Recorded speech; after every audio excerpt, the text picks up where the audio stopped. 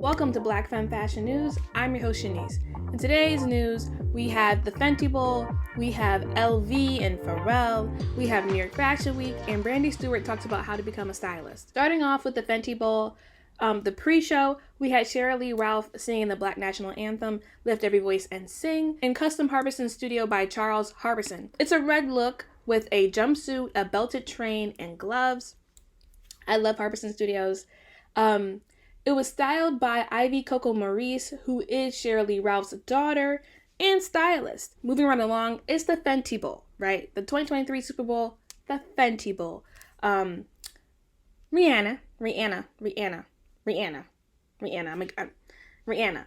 is wearing custom wave mock neck long sleeve jumpsuit and 3D molded breastplate. Her two coats, she had two coats in her performance. Both Alaya, custom Alaya. Rihanna has been a long-time Alaya girl. She has a reputation, a rapport with the house.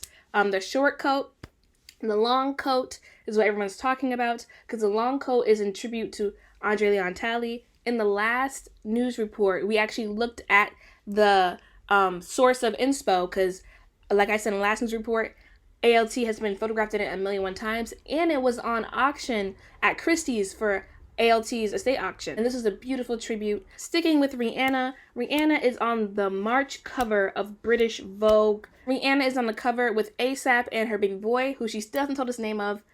Completely get it. You can read the cover story for free online at britishvogue.com. I think it's ukvogue.com. Whatever. It's online, girl. It's lengthy and it has a good bunch of information. Let's take the meat and potatoes for our purposes because we don't need to talk about everything, baby. First and foremost, she said an album should be coming in 2023. Everybody who told me I was never going to get an album, loser. She's been constantly making music since 2016 when she dropped Anti, my favorite, most people's favorite. Rihanna basically acknowledges that Anti is her magnum opus. The other big thing out of this, a few weeks back, there were screenshots, reports on Twitter that Rihanna had filed a trademark for Fenty Kids. This cover story gives, some meat to that. It basically corroborates that, right? She talks about how she loves dressing her baby boy, but retail kids clothing is not expressive enough for her. It's not fun enough. It doesn't give style. She's looking to have a stylish baby to style him up, and what's readily available is not stylish enough to her taste. So honestly, if we get Fenty Kids within the next 2-3 years, you heard it here first. Don't be surprised. Okay, so this is the first interview we're having here on the news channel. I spoke with Brandii Stuart, a New York City-based stylist. She's transitioning, currently rebranding from being a personal stylist to a wardrobe stylist. I had the great pleasure of meeting her and connecting with her and talking to her.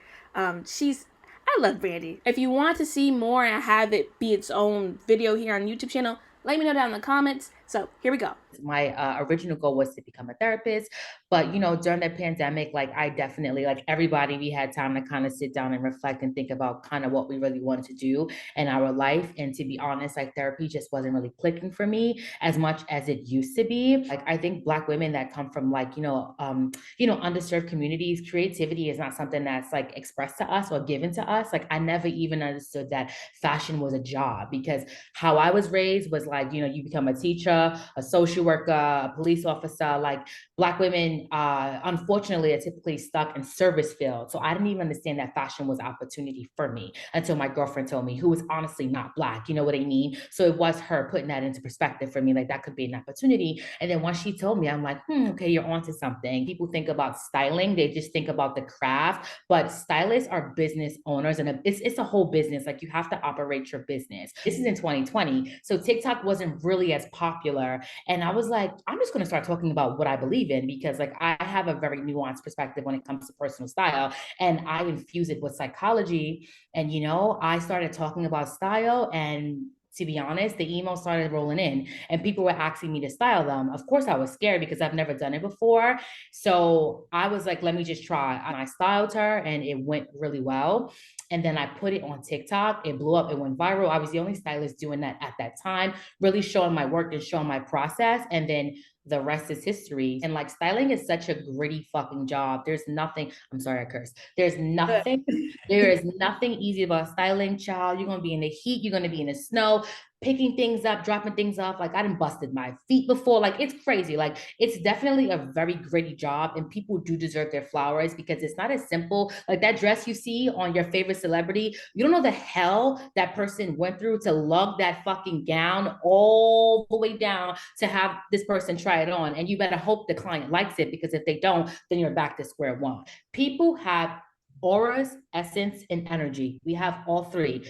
You can look at someone and feel their essence and their aura and their energy. From that, all I think you should do is create that picture. Such a pleasure talking to Brandii. Again, if you want to see more of the interview, just let me know down in the comments and we can make that happen because I have the footage, girl. Let's get into New York Fashion Week. New York Fashion Week is now over. It's over. Let's look at some of my favorite black design collections. Sergio Hudson's collection gave Barbie Girl by Aqua in the absolute best way. That was my jam, girl, to this day. The hair and makeup matched the model's vibes and the clothes perfectly. That was such a lively runway. The models were actually strutting. There's a video of the runway here in the short section of the channel. Check that out. As for Laquan Smith, fearlessness will always be a prerequisite when it comes to Smith. You gotta be daring, girl. For this collection, Smith mixed in some menswear, but the menswear fits in so seamlessly that it doesn't feel like different sections or like it starts and stops. So Teofik Abijako made his New York Fashion Week debut. I've loved Head of State for a while now, and it's so hard to like explain to y'all like the ethos and what you're gonna get and what you should expect from Head of State. It's something you just kind of gotta see and not tell. So I haven't been able to articulate succinctly Head of State to y'all. So I'm glad we now have this collection so y'all can get it. Y'all can get it. The wavy structured hemline that we see on these dresses, we've seen them before here on the channel. Remember, Abijako made 2 designs for the Those Who Dress Better presentation. The runway was beautiful. That green dress, talk of the town. People were in love with that green dress, rightfully so. House of Ama Tour. I love when people use fashion when they use thread to tell stories. And this collection is inspired by the story of Anansi. So, boom. So much is offered here. We get more than a few mesh numbers. I'm probably going to have to barcode. But more than a few mesh numbers. The exclamation point dress for this collection, like how the last one for Head of State, it was the green. For this one, it's a black lace number. Again, the tail of Anansi, the spider. Tails we weave. Look at the dress. Yes. Storytelling. The big shaboom, right? I stay out of menswear business. I say this all the time. It's not my forte. It doesn't interest me. It's not what we cover here. I stay out of menswear business. But the Twitter streets, boom, blew up. So there's no way that I cannot talk to y'all, report on it, without leaving y'all in the dust. Like, I'm not going to do that to y'all. Pharrell is now confirmed to be the new creative director of Louis Vuitton menswear. That makes him the successor of Virgil Abloh. Huge fallout. Before it was even announced officially, because the Wall Street Journal broke it that morning that he was in talks. Within 2 to 3 hours, Louis V confirmed it on Instagram. Let's get into the problems that people have with this, right? A lot of people who are annoyed that Louis V did not choose a pure designer. A pure designer was defined by Robin Given in the Washington Post, and I quote, "Someone who had committed themselves to both the technical aspects of fashion as well as its creative expression." End quote. So what Robin Given is getting at here, and what a lot of people have the sentiment of, is the designers who will get in the workroom and cut them garments up and put them together. They want somebody who can, go draw up the designs, put together the color palette, have the overall vision, and lead the team, as well as somebody who can get in the workroom, cut up them garments, sew them together, literally be there making the garments hands-on. There were many who were in support of Louis V choosing Pharrell, citing his work with the Billionaire Boys Club, his past collaborations with Louis Vuitton in the early 2000s, and his overall contributions to hype culture, which Louis V is currently, profiting off of.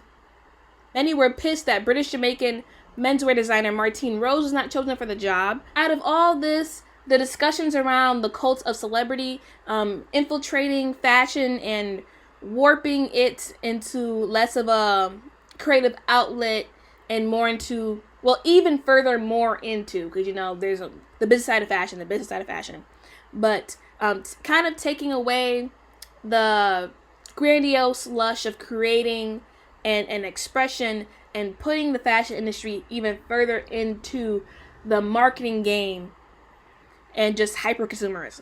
A lot of people, whether they agree with this appointment or not, can see that at least part of Louis V's decision in picking Pharrell was the name recognition, the eyes, and the open purses that are going to come with Pharrell creating anything. His first collection will debut in June at Men's Paris Fashion Week. And that was it for today's news report. Until next time, stay stylish, y'all.